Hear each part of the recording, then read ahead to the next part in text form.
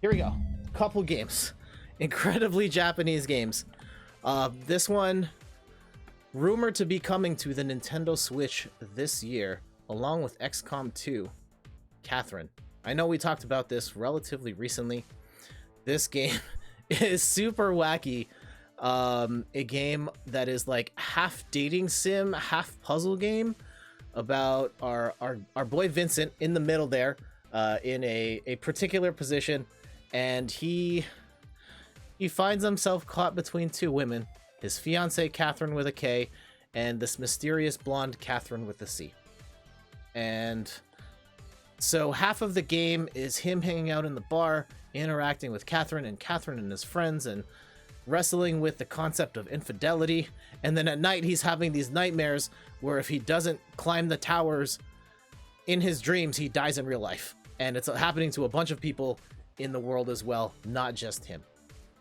And it's incredibly weird, but super cool for what it was trying to do. I have not played anything like it before in terms of gameplay, in terms of theme, in terms of the subject matter, and haven't played anything like it before, haven't played anything like it since.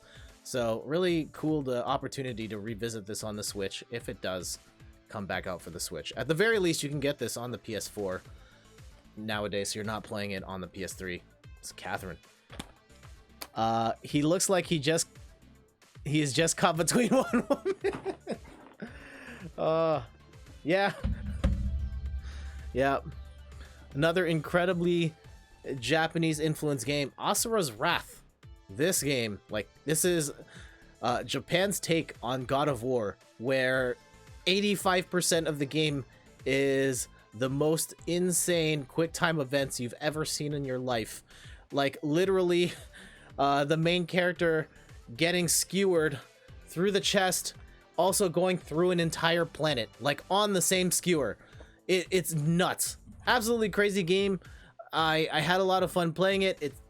The actual playing it part is not the best, but it's pretty nuts. You should at the very least YouTube it. Asura's Wrath. For Ian here, Mischief Makers, it's one we've shown on stream before. Maybe we'll stream this someday. It's a 2D platformer by Treasure. It's a very weird game. You shake stuff from what I remember. Can't really say much more about it because it's been so long since I've played this. But it's an interesting game for sure, and one of the cooler ones in the Nintendo 64 library. A 2D platformer during a time when 2D platformers weren't really a thing, and never really ended up becoming a thing on the Nintendo 64. Shake, shake, there it is. And one more game. This is the one that I caught at the last minute that, like, we have to talk about here. It's Vanquish.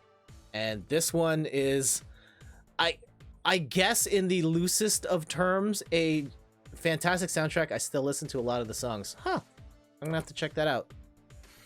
Yes, Vanquish on the Xbox 360, PlayStation 3. It's a third-person shooter. So, like, imagine like Gears of War, except you're in a mech suit and you've got rocket legs. So it has a lot more run and gun action where you're running and you can slide on your knees and steer and shoot while you're sliding on your knees. There's a button to just like smoke a cigarette. It's very weird, very cool, gigantic boss fights.